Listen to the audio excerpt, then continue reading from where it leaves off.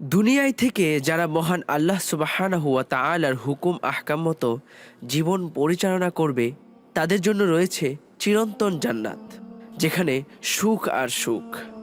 যে জীবনের শুরু আছে কিন্তু শেষ নেই।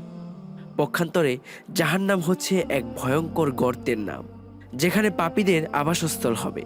জাহান্নামের আগুন হবে দুনিয়ার আগুনের চেয়ে ৭০ গুণ বেশি তাপযুক্ত। দুনিয়ার আগুন যেখানে লাগে সেখানে পুড়ে যায়, কিন্তু জাহান্নামের আগুন যেখানে লাগবে আগে কলিজা পড়ে যাবে। কোরআন হাদিসে যখন এই জাহান্নামের বর্ণনা পড়া হয় তখন জাহান্নামের ভয়ে অন্তরাত্মা কেঁপে ওঠে। আজকের ভিডিওতে আলোচনা করব এমন ৩ ব্যক্তিকে নিয়ে যাদের দ্বারা জাহান্নাম উদ্বোধন করা হবে।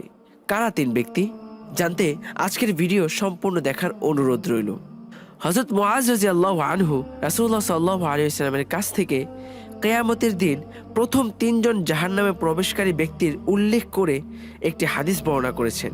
এই ৩ জন ব্যক্তির মধ্যে একজন আলেম, একজন দানবীর ও একজন শহীদ থাকবে, যারা দুনিয়াতে তাদের কর্মের জন্য খুবই উচ্চ মর্যাদার অধিকারী থাকবে, কিন্তু তাদের কাজের নিয়তের ত্রুটির কারণে তারা জাহান্নামী হিসাবে গণ্য হবে। হাদিসটি সহিহ মুসলিম ও জামি তিরমিজিতে উল্লেখ করা হয়েছে। কিয়ামতের দিন সর্বপ্রথম এই ৩ ব্যক্তিকে আল্লাহর আদালতে বিচারের জন্য আনা হবে। আল্লাহ তখন প্রথমে আলিমকে জিজ্ঞেস করবেন, আমি তোমাকে আমার দ্বীনের জ্ঞান দান করেছিলাম, তুমি এর কি ব্যবহার করেছ? আলিম তখন উত্তরে বলবে, হে আমার রব, তোমার সন্তুষ্টির জন্য আমি তোমার দেওয়া এই জ্ঞান অন্যকে শিক্ষা দিয়েছি। আল্লাহ প্রত্যুত্তরে বলবেন, তুমি মিথ্যা বলছো, তুমি বরং তোমার নিজের খ্যাতি ও অন্যরা যাতে তোমাকে অগ্রাধিকার দেয় এই উদ্দেশ্যেই তুমি শিক্ষাদান করেছ। তুমি যা চেয়েছিলে তা তুমি পেয়ে গেছো, সুতরাং এখন এখানে তোমার প্রাপ্য কিছুই নেই। এরপর আল্লাহ দানবীরকে জিজ্ঞেস করবেন, আমি তোমাকে যে সম্পদ দিয়েছিলাম তুমি তার কি ব্যবহার করেছো? তখন সে বলতে থাকবে, হে আমার রব, আমি তোমার সন্তুষ্টি অর্জনের জন্য তোমার দেওয়া সম্পদ থেকে অভাবী দরিদ্র ব্যক্তিদের প্রয়োজন পূরণ করেছি এবং তোমার দ্বীনের প্রসারের জন্য তোমার দেওয়া সম্পদ থেকে খরচ করেছি। আল্লাহ তখন বলবেন, তুমি মিথ্যা বলছো, লোকে যাতে দাতা হিসেবে তোমার সুনাম করে এবং মৃত্যুর পরেও যাতে তারা তোমাকে স্মরণ করে, তুমি সেই উদ্দেশ্যে দান করেছ। তুমি যা চেয়েছিলে তা পেয়ে গেছো, সুতরাং তোমার এখানে কিছুই প্রাপ্য থাকতে পারে না।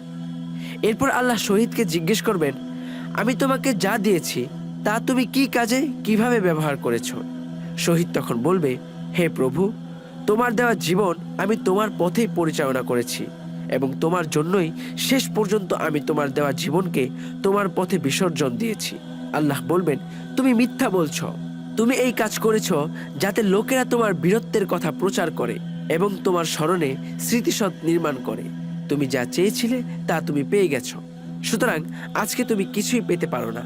এই বর্ণনার পর রাসূলুল্লাহ সাল্লাল্লাহু আলাইহি সাল্লাম মুআজ রাদিয়াল্লাহু আনহু-এর হাঁটুতে শক্ত করে হাত রেখে বলেন, হে মুআজ, এই ৩ জন কিয়ামতের দিন প্রথম জাহান্নামে প্রবেশ করবে। তাহলে বোঝা গেল যে এই ৩ প্রকার মানুষ দ্বারা জাহান্নাম উদ্বোধন করা হবে। যেই কাজ আল্লাহ তাআলার জন্য করা হয় সেই কাজ যদি কোনো মানুষ দেখানো হয়ে থাকে, সেই কাজের বিনিময়ে আল্লাহ তাআলা তাকে আখিরাতে কিছুই দেয় না। সব নাম কাম দুনিয়াতেই তাদের দিয়ে দেওয়া হয়। একজন দুনিয়াদার আলেমও মাফ পাবে না। একজন শহীদ যে ইসলামের জন্য জীবন পর্যন্তও দিয়েছে, তাকে দিয়েও জাহান্নাম উদ্বোধন করা হবে। একজন দানশীল, তাকে দিয়েও জাহান্নাম উদ্বোধন করা হবে। এর কারণ একটাই, তারা যা করেছে দুনিয়াতে বাহবা পাওয়ার জন্য করেছে। এই লোক দেখানো ইবাদত আল্লাহ তাআলা কবুল করেন না। ইখলাসের যে আমল করা হয় সেই আমলগুলোই আল্লাহ তাআলা গ্রহণ করে। আল্লাহ সুবহানাহু ওয়া তাআলা আমাদের সবাইকে মহান রবকে রাজি খুশি করার জন্য সকল কাজ করার তৌফিক দান করুক, আর লোক দেখানো ইবাদত থেকে বিরত থাকারও তৌফিক দান করুক। আমিন। আল্লাহ হাফেজ।